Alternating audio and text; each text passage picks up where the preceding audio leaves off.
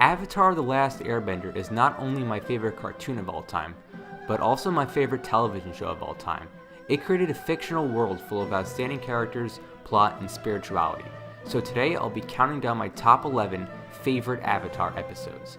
Keep in mind, I've genuinely enjoyed almost every episode of the show, so narrowing down my list to only 11 was quite challenging. So without further ado, let's get started. Number 11, Appa's Lost Days. This episode focuses on where Appa has been since his kidnapping in the desert. The episode is quite brilliant because it tells a story from Appa's point of view, but despite being told from an animal's perspective, it doesn't take away from our ability to feel for him. The episode delves into the amount of pain and torture Appa has undergone since he was stolen. This justifies exactly why Aang freaked out in the desert after losing him. It also gives us some heartwarming backstory between Appa and Aang and introduces Guru Patik. The episode is full of twists and turns and is constantly pulling at your emotions. Number 10, The Storm. This episode gives us the backstories of both Zuko and Aang. It parallels how both Aang and Zuko are more similar than different. After being told Aang was the Avatar, he ran away due to the fact he'd be ripped from his father figure Monkey Atso, and ultimately his way of life. In Aang's eyes, if he had stayed, he felt as if he could have prevented the 100-Year War from starting, and thus feels responsible for the death of his people.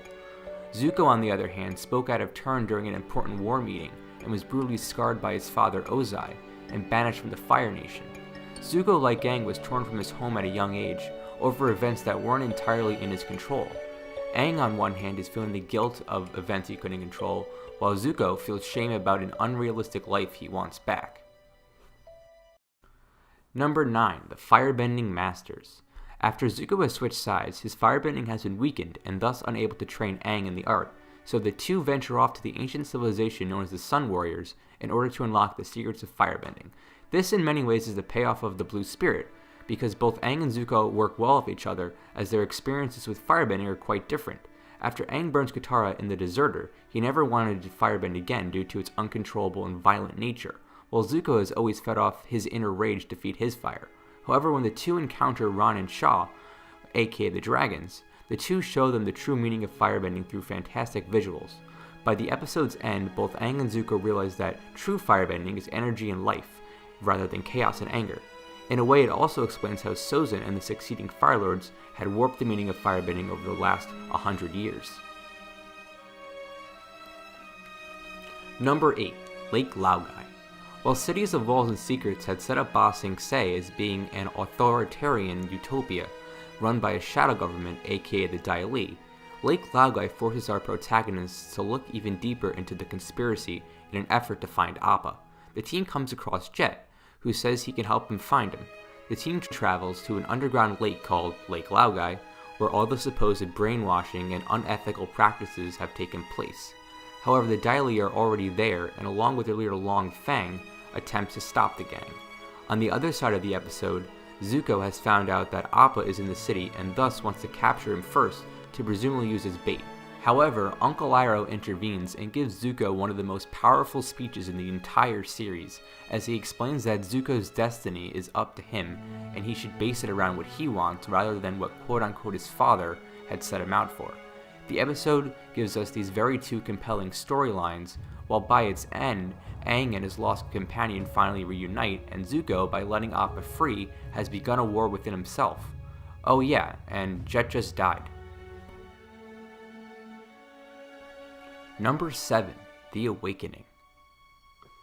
After getting nearly killed at Ba Sing Se, Aang wakes up in a daze and is confused as to what has happened. As the episode continues, Sokka fills Aang in as to what has happened and also tells him that the whole world thinks he's dead. After realizing he's failed the world yet again, Aang becomes depressed and angry, exclaiming that he needs to regain his honor. Meanwhile, Zuko, who has presumably restored his honor, returns to the Fire Nation, and after 2 seasons of waiting, we finally get to see Ozai's face. Aang then rashly takes off on his glider and decides that he needs to confront Ozai alone, as he wants no one else to get harmed for his shortcomings.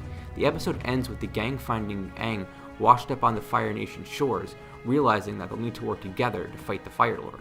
The episode has a tear-jerking speech between Hakoda and Katara, and a very motivational speech between Yue, Roku, and Aang. and is a near-perfect season opener in setting up the events of the final book. Number 6. The Desert. The gang is stranded in the Shiwang Desert after the loss of Appa, and it's painful to see our fun-loving vegetarian hero completely snap after the kidnapping of his best friend and only tied to his culture.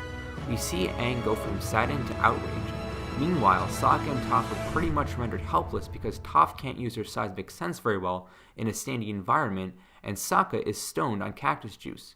So the gang is pretty much saved from near death thanks to the sheer determination of Katara. By the episode's end, the gang comes across the sandbenders who stole Appa, and in a fit of rage, Aang enters the Avatar state and nearly kills them.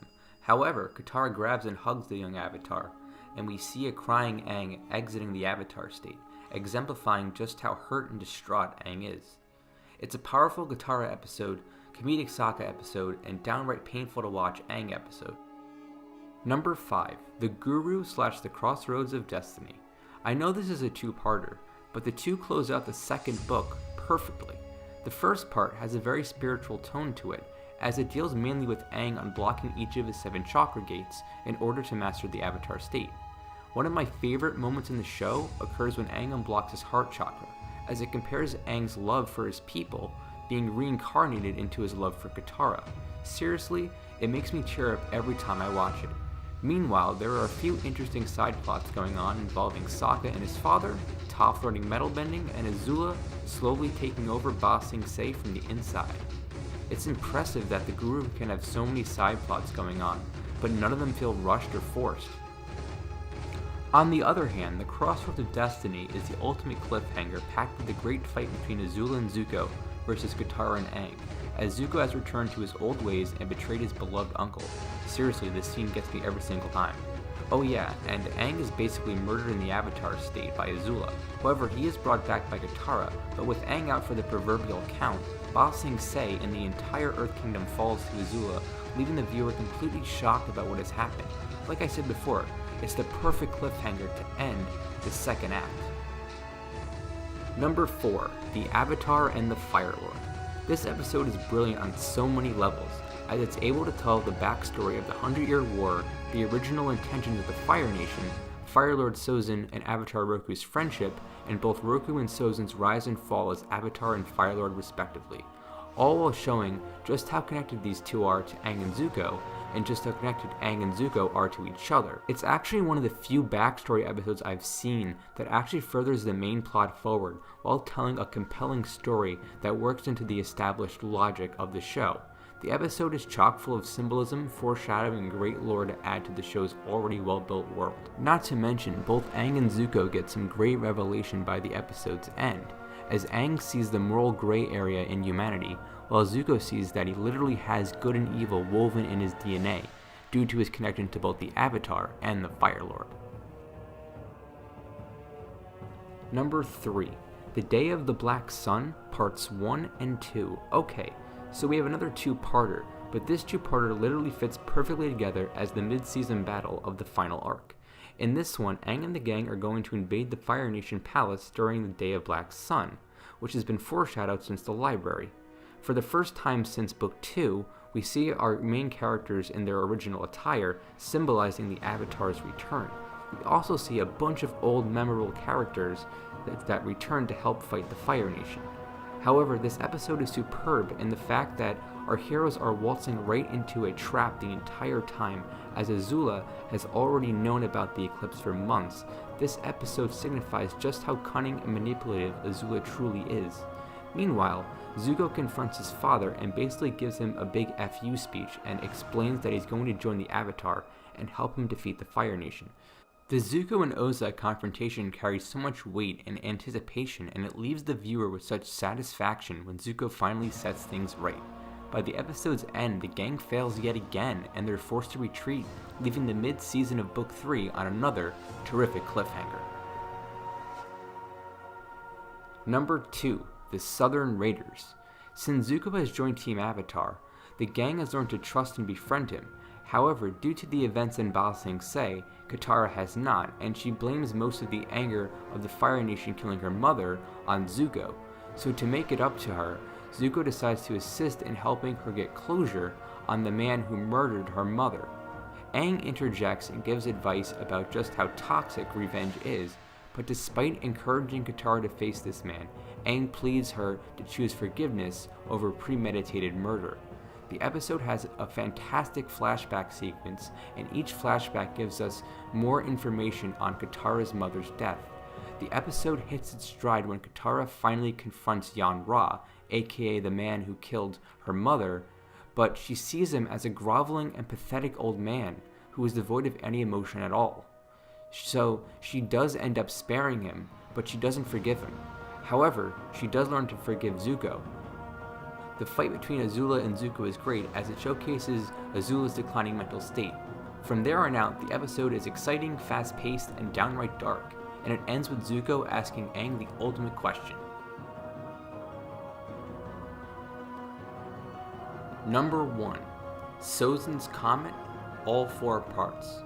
Okay, I know what you're saying, it's kind of a cop-out that I picked the finale as my favorite episode, considering it's 4 episodes, but I think it brilliantly wraps up what the entire series was building up to. There's just so much I enjoy from these episodes, such as the music, animation, and fight choreography, but most importantly, it's how the characters and their arcs end. Aang's friends and even his own past lives seem to imply that murdering Ozai is the only solution to end the war.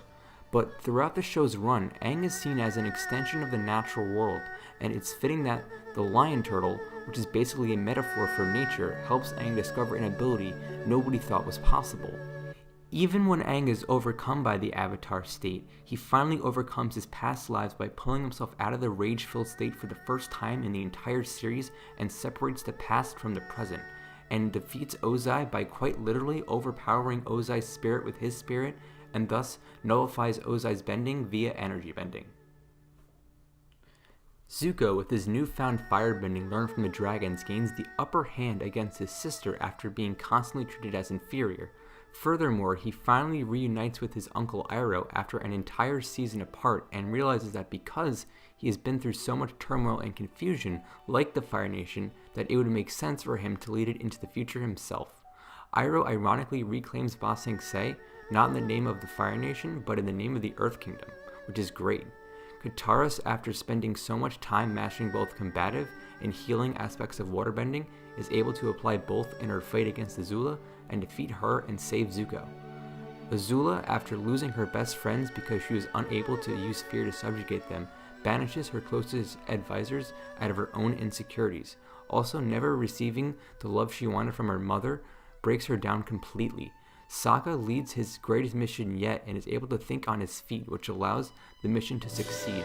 Finally, Toph is able to destroy the airship fleet by her use of metal bending, something that's totally unique to her.